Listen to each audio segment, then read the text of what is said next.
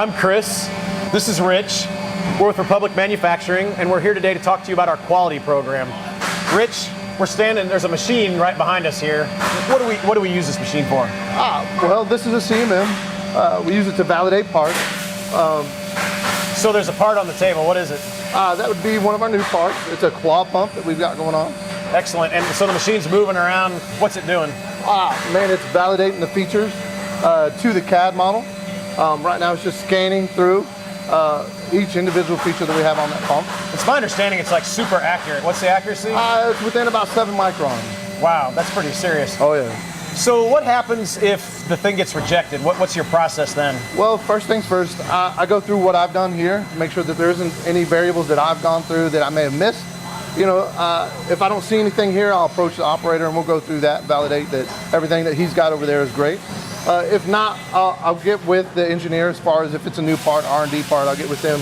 We'll evaluate it a little further and make sure that there's nothing that they may have missed. Other than that, you know, I'll leave it to them.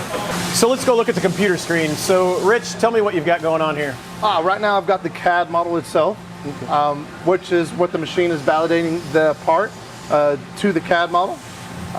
I noticed this, you can see it moving around and stuff, so it's real time? Oh yes sir, yes sir, real time. And what do we do with this data? All this data we collect, we just we send it over to engineering for any reviewing. As far as where we're at now with this part that we're manufacturing, it's part of the R&D process. Now this is all stored, so if there's a problem in the future or something like that, we can go back and review anything? Oh yes, everything's stored. Excellent. So let's go to the laser engraver. Perfect. We're standing in front of our Trump laser engraver, and we use this to serialize and mark some of our parts. So what's the part that we have up here? This is a part of our claw pump. This is a claw that we're measuring. This is a part of the unit that we have over there on the CMM. And what's the reason for marking it? Why do we mark it? It's nice. It's a part of an elevated kind of thing as far as keeping traceability on the part, just in case if there's any failures later on. So we can use this to track parts in the field. If there's an issue, then we have this tied to a machining run or a lot run? Yeah, all the data is tied to it. That way we can go through and look at everything and apply everything to it to see what's wrong. Now I've seen in the past where like people have grabbed stamps and they stamp the part numbers on the bar parts. Yeah, for sure. So this is why would you do this instead? Oh man, this is great. It doesn't mar up the part. It doesn't scar anything.